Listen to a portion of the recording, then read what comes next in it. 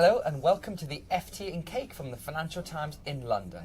I'm Sebastian Payne, FT's political leader writer, and I'm delighted today to be joined by our columnist supremo, Martin Wolf, to talk about many grand things, but of course, cake. Martin, how are you? I'm very well, thank you. So let's begin with the offering on the cake trolley this week. I've already sampled this in advance, but you're going to do this live. This could be an Ed Miliband moment here, but it might not be. This is fruit cake this week, so tell us what you think. That's pretty good.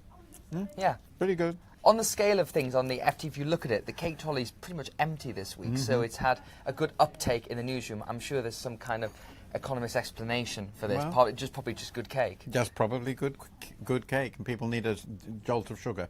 It's a very curious thing that the cake trolley comes at this time, and you were saying just before we went on air, Samuel Britton, who was your predecessor as economics commentator, was a big fan of the cake trolley. Indeed. He admired it very much.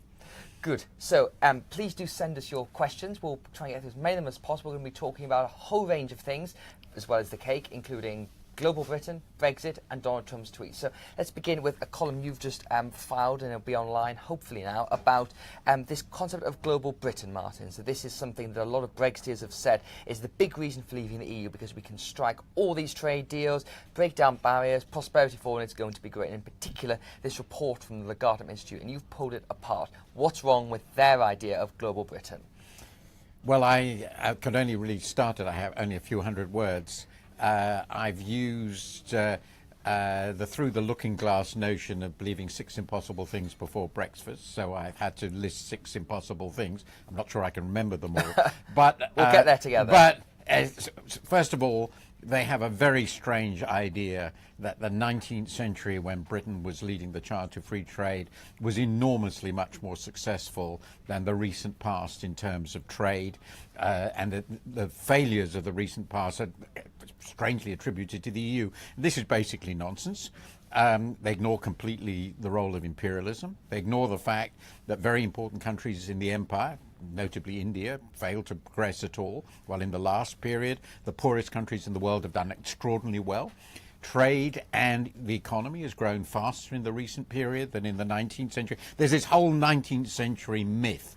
David Ricardo comes up an awful lot in these things. Yes. The problem is that the people who are writing about this seem to me to know next to no economic history. So that's the first point. A second impossible thing they believe, which you've already indicated, is the world out there is just panting for British leadership on liberal trade. They sort of note that liberalisation of trade has been sort of thwarted, nothing has been progressed. The last big event was China's accession to the World Trade Organization, about 16 years ago. This is correct, but they somehow seem to assume that once Britain is out of the EU, all this will be transformed. They don't pay any attention to the fact that the United States is now led by a president who's hostile to trade. A protectionist. Outright protectionist, hostile to the WTO, through which apparently we're going to re-inject vigor into trade. And the US is actually trying to subvert the dispute settlement right now. We will have very little influence on EU trade, and that's because we're no longer inside it, and the EU is the second great power, and the third great power is China. And the idea that as soon as we pop up the WTO saying liberalizing trade will promote growth, the Chinese will say, yes, of course, they believe this, but they will do it on their terms, not on ours. So that seems to me the leadership is a fantasy. And furthermore, what actually the British are going to have to do is agree their new schedules with all the members and replace all the free trade areas they're going to lose.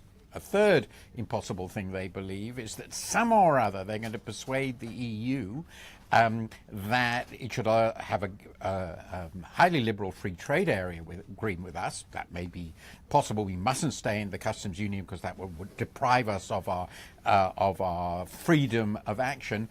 And of course, we will agree with the EU on regulatory equivalence, so we can have different regulations for them, but they will treat them as if they were exactly the same as theirs, so we will be able to trade freely in goods and in services, almost as if we didn't leave. And this goes against their own statement that the EU is highly regulatory and actually rather protectionist in this area, which is not untrue. So That's why, in fact, the EU will say, if we come along with this idea, go away. We have no interest in that. So this is another impossible thing. The truth is, once we leave, they will not agree to regulatory equivalence. There might be some equivalence deal, though, for, say, the City of London in terms of financial services. It is possible, though my own guess is there won't be much. We will see. But I think they are wildly optimistic on what the EU will grant them in this area. A fourth impossible thing that they believe is that the simple process of managing the transition in the customs to a new arrangement when we're no longer in the customs union will be trivial. And they actually say, to my amazement, that the British government, which obviously can't do this on its own, has a problem because some of the other member countries might not be ready to change all their processes to meet our requirements. And they say that the British government should ensure, I think that's the term, that this happens. And I say, well, how are we going to ensure that? Are we going to invade them? I mean, what does this mean? So in this way, I go through some of the most powerful claims they make about the freedom we're going to have to essentially rearrange the world, promote global liberalization, and while maintaining much of the best aspects, what I call the cake it and eat it, Yes. have your cake and eat it, well, it's not my idea, vis-a-vis the EU. Actually, another impossible thing they believe is somehow we're going to be able to subvert the EU's negotiation mandate. In fact, they're quite explicit about it. And what's interesting about that is right now, this moment, we are realizing with what we're now having to offer on money and what we're going to have to offer on Ireland, that the EU is quite serious about its negotiating mandate. They think they have all the cards. They are unfortunately right.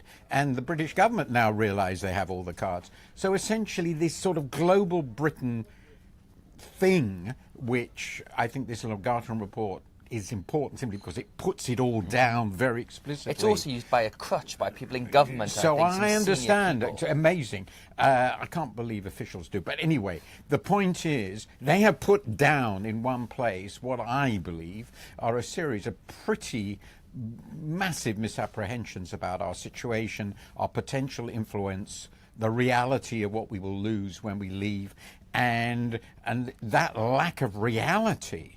I mean, I don't mind in a way if people say we've got to leave because it violates our sovereignty, and we will accept the price. The price could be very high. We will accept it. But when people say we are going to leave and we'll all be better off and we can do whatever we want and the world will go back to the 19th century when Britain ruled the waves, I think this is just real delusions of grandeur and incredibly dangerous because it will turn out to be untrue. Well, we've got some very interesting questions here come there, all to do with your book, actually. So we've got first question from Dave Ashmore, who says, would you consider yourself a classical liberal, Martin? Your book, Why Globalization Works, was very influential on my own political beliefs. So are you a classical liberal?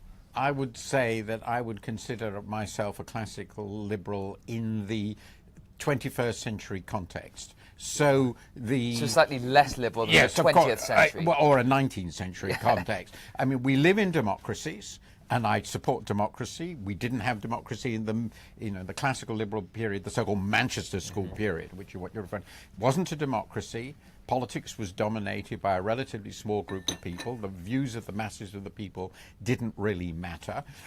So in my book, I make it very